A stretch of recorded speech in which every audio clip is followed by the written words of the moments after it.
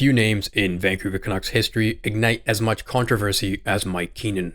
Hailed by some as a master motivator, but loathed by many as a tyrant behind the bench, Keenan's brief yet tumultuous tenure as head coach left an indelible mark on the franchise. From his controversial arrival and power struggles with players, to the questionable trades that gutted the team's core, his reign was nothing short of chaotic. In today's video, we're diving deep into the rise and rapid fall of the Iron Mike era in Vancouver. Buckle up, because this one's a roller coaster.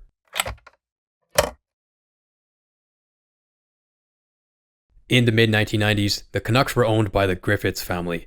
The family had overextended themselves by privately funding the construction of General Motors Place, now known as Rogers Arena. They also dipped their toes into basketball with the purchase of the Vancouver Grizzlies. Oh, and they did all of this with a very weak Canadian dollar. The writing for them was on the wall. This was a world that was increasingly dominated by billionaires with a B. In 1996, John McCaw purchased the entire sports operation from the Griffiths family. McCaw was impatient, primarily because he inherited an operation that was losing tens of millions of dollars a season. McCaw did not respect the authority of beloved GM and president Pat Quinn, who just 2 seasons ago took the Canucks to the Stanley Cup Finals. McCaw had ideas of his own and bypassed hockey operations in 1996. This was to make a bid for Wayne Gretzky, who coincidentally enough was leaving St. Louis due to issues with Mike Keenan, who had retracted a $23 million offer from Gretzky. Let's put ourselves in McCaw's shoes for a second. Your hockey team is losing a ton of money, and you have a chance to acquire the most marketable star in league history. Even in the late 90s, he would have sold a ton of jerseys and put butts in seats. On the ice, he was still good for a couple more 90-point seasons. And could you imagine a line of Pavel Bure and Alexander Mogilny centered by Wayne Gretzky? It was a no-brainer, but McCaw was restless and very impatient. Remind you of anyone? McCaw was one night away from landing the Great One. Matter of fact, Gretzky had decided to sign with the Canucks, but McCaw gave him an ultimatum: sign now or leave. Gretzky ended up signing with the Rangers. To make matters worse, the Canucks ended up missing the playoffs that season for the first time in 7 years. Pat Quinn and coach Tom Renney were on the chopping block, and they were both fired shortly into the 97-98 season. The core that took this team to the finals 3 years prior was stale and lifeless. They had lost 10 games in a row in October, and by November had a new coach, Iron Mike Keenan. Keenan was hired because of one man, and one man alone: Mark Messier, the most hated man in Canucks history. Mark Messier was brought in that offseason by John McCaw against the wishes of Pat Quinn, who understood the damage Messier would cause in that locker room. But McCaw was the one cutting the checks, and Quinn was forced to sign Messier to a $20 million contract. I can make an entire video bashing on Messier, and if you guys would like to see it, comment down below. But this video is about Iron Mike. Keenan later came out and admitted his negotiation with McCaw was the worst he had ever been in. McCaw flat out said, "You are the coach because Mark Messier wants you to be the coach." McCaw handed Keenan a blank check, and the nightmare for the Canucks began. Keenan walked into a fractured locker room. Messier had demanded the captaincy from Trevor Linden, who was a highly respected figure not just in the locker room, but the city. Keenan and Messier had a very close relationship from their days in New York and with Team Canada. So whose side did you think Keenan was going to take? Not even a month into Keenan's tenure, December 8th against his former team the Blues, Keenan sealed Linden's fate as a Canuck. The Canucks were getting spanked in St. Louis. During the intermission, Linden was encouraging his teammates like a good captain would. And Keenan went nuts.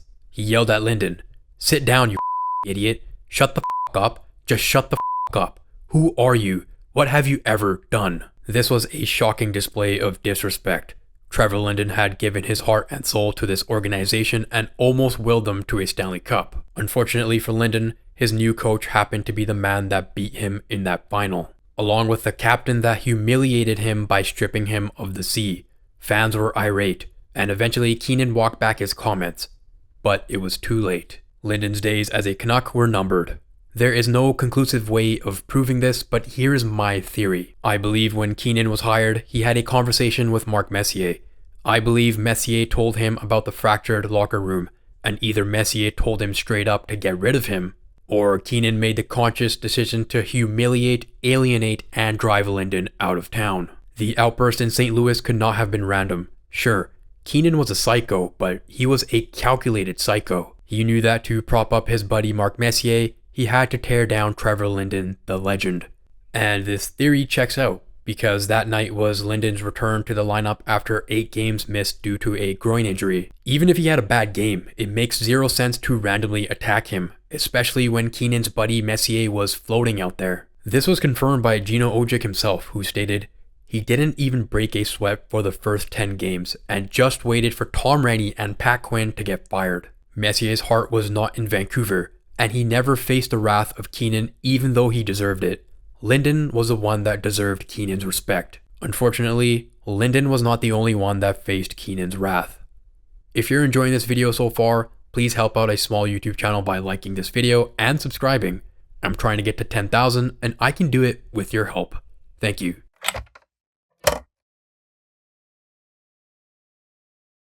Mike Keenan was known for his temper. The image he tried to convey early on in Vancouver of someone who had learned from their mistakes, someone who was more compassionate and thoughtful, fooled nobody. Some viewed his temper as the byproduct of his drive to win. Others saw it as a mask for his deep-seated insecurities. The reason this chapter is called The Dictator is simple.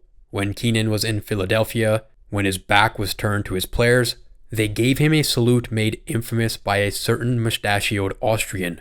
Yeah, Keenan was nuts. He played mind games on his players. In his eyes, he was motivating them, but others saw it as an extreme form of bullying. Martin Gelinas was a skilled winger who had found success in Vancouver, his 3rd stop in the league. He was coming off of back-to-back 30-goal seasons, but found himself in Keenan's doghouse. Why, you may ask? Because he didn't dump and chase the puck every single time. Keenan was not known as a tactician. In fact, his systems were garbage. He relied upon terrorizing his players and making them play scared, on the edge and emotional. But this doesn't work for every player, Gelinas included. A lot of the things that Keenan did made no sense. Sometimes he seemingly did things to be cruel and sadistic, like the time he told the locker room that Grant Ledyard had quit on the team, when in reality he was back in Dallas tending to his wife, who was diagnosed with cancer. Yeah, researching this video made me question whether or not Keenan was even human. There was also the time that Keenan benched Enrico Ciccone in his hometown Montreal. Enrico then confirmed to the media that all the stories about Keenan being a monster were true, and Keenan responded by kicking him off the team, unless he apologized, which Ciccone was not ready to do. Ciccone later stated, "Keenan wanted me to get on my knees and apologize. He's got a big ego. He's on an ego trip." That's really the only logical explanation for Keenan's erratic behavior. One night after a tough loss, Keenan walked into the locker room and smashed a stick against the wall. He was trying to intimidate the Canucks, but this foolish act backfired. The blade broke off the stick and almost took rookie Dave Scatchard's head off. The players revolted, and winger Brian Noonan forced Keenan to leave the room. Keenan didn't run around completely unchecked. This was just one example of the players giving it back to him. Gino Ojic, the Maniwaki Mauler himself, was sick and tired of Keenan disrespecting the Canucks leadership and culture. Keenan made the mistake of referring to Gino as one of Pat Quinn's boys. Gino grew up on an Algonquin reservation. He had seen things growing up and was as tough as nails. He could take it on the chin literally and figuratively, but what he did not tolerate was disrespecting people he cared about. He told Keenan, "Mike, you can call me stupid. You can call me a stupid Indian, but don't talk like that about the people I respect." Frankly, Keenan was lucky to walk out of his office that day with all of his teeth in place. According to an SF Gate article from 1999, Donald Brashear challenged Keenan to a fight on the bench.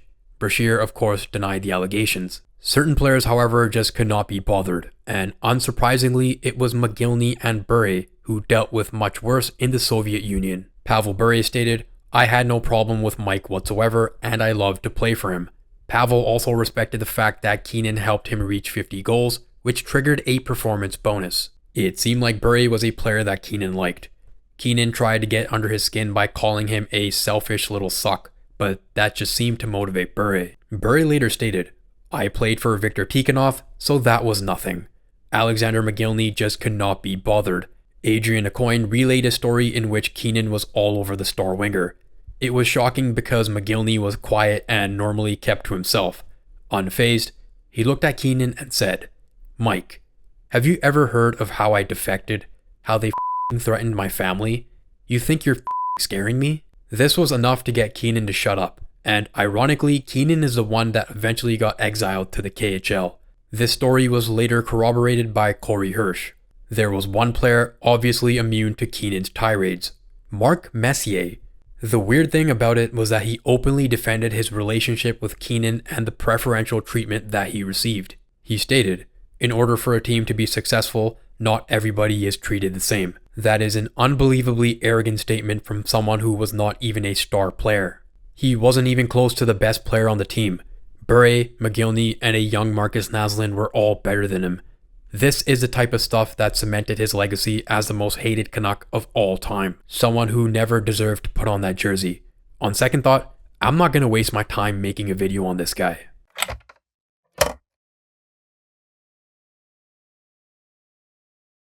This video is not chronological.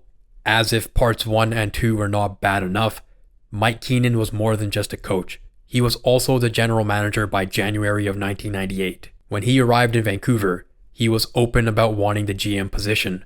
This is what these Machiavellian types do. They pursue power with no moral compass. Keenan knew that if he consolidated the coaching and GM positions, he could rule with impunity. Players would think twice before lashing out, knowing that they could be traded the next day. Luckily, the original Jets had left Winnipeg by this point, so he couldn't hold banishment to Manitoba over their heads. When Keenan arrived, the hockey operations were run by a ragtag group of guys including Steve Tambolini and a random guy from BC Gas. McCaw had been negotiating with John Muckler, the former Sabres GM, but was unable to come to an agreement. This opening allowed Keenan to weasel his way into the GM position, and the exodus began. I am fairly confident that Mark Messier was Keenan's unofficial assistant GM, because one of the first things he did was trade Trevor Linden. Even though everyone knew it was coming, it still felt like a shockwave reverberated through Vancouver. The Ronald McDonald House manager stated, "The whole house is in mourning. We're all in shock. I don't think he ever really understood the impact he had on kids. A child would be having a bad day, but you saw the attitude completely change after a visit from Trevor." Vancouver had lost more than a captain on the ice. It lost a pillar of the community, but it's a tough, results-driven business. It wasn't 1994 anymore. The team was a shell of its former self, and changes were needed. Looking back, this trade was a massive W. Todd Bertuzzi went on to become one of the most feared power forwards in the league. Brian McCabe was part of the package that allowed the Canucks to draft both Sedins, and the Canucks selected Jarkko Ruutu with the third rounder they acquired in the deal. Not every trade, however, was a slam dunk. Before officially being named GM, Keenan convinced the skeleton staff of management to trade McLean and Jelena to Carolina for a package of 3 players, none of them noteworthy. I mentioned Keenan's insults towards Bure in part 2. Keenan didn't have the green light to trade Bure. After all, Pavel put butts in seats. He is one of the main reasons the Griffiths were able to build GM Place, and McCaw didn't want to see him go. But Keenan is incredibly petty. He decided to trade Gino Ojic, Bure's best friend, to the Islanders, reuniting him with Trevor Linden. On his way out, Gino blasted the new regime, including assistant GM Mark Messier. Gino stated, "He sits in for hours with management every time there's a trade. He's responsible for a lot of the changes." This next little bit is my opinion. Messier reminds me of that kid from elementary school, the hall monitor. If he had an issue with someone, he would run to the teacher, air out their dirty laundry, and have them punished. And by punished, I mean traded off the roster, usually after being humiliated. This feels like a soccer move, something a prima donna like Mbappe would have done at PSG, or LeBron in the NBA. It's totally against hockey code, but there's a reason that Messier is not welcome in Vancouver today. Keenan also had a really weird habit of acquiring players and then trading them within the same season. He did this to Jeff Sanderson, Enrico Ciccone, and Sean Burke. Makes you wonder why they even acquired these guys in the first place. Like, do you not have a professional scouting department? This is why you cannot micromanage in the NHL. Oh, And do you want to know what he did to Grant Ledyard after questioning his character and lying about him ditching the team when his wife had cancer? He shipped him off to Boston. Brad May was the only player of note that Keenan acquired outside of the Bertuzzi pickup. He made his best move for the Canucks, however, as the GM of the Florida Panthers in 2006, when he gave the Canucks Luongo for Bertuzzi. Everything comes full circle.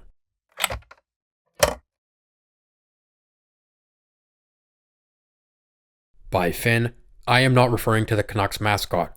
I am referring to the end times for Mike Keenan in Vancouver. After his disastrous first campaign, the losses were mounting for the Macaws. They knew they had to restructure the management group if they had any hope of on-ice success. So they hired a man familiar to Vancouver fans, Brian Burke, who had served under Pat Quinn in hockey operations. Burke was fiercely loyal to Quinn, and that was strike one against Keenan. Strike two was the fact that Burke inherited Keenan as a coach. That never ends well. We have seen it all too recently in Vancouver. A Vancouver Sun article from 1999 stated that Burke never liked Keenan in the first place because he felt he was overrated. On top of this, he didn't like the brutal way Keenan treated his players. Strike three, Brian Burke was not a guy that you could push around or intimidate. Keenan's days in Vancouver were numbered, but Burke was willing to wait until the Pavel Bure trade to make a decision. The decision became clear very early on. The Canucks were 9 games under 500 in January, and even Keenan suggested it may be time to fire him. And that's exactly what Burke did in late January 1999. Burke stated, "After the Christmas break was an unmitigated disaster. What accelerated my thinking was Mike Keenan's heart didn't seem to be in coaching this hockey club. In fact, at times he seemed indifferent behind the bench. On the ice, Keenan went out with a whimper.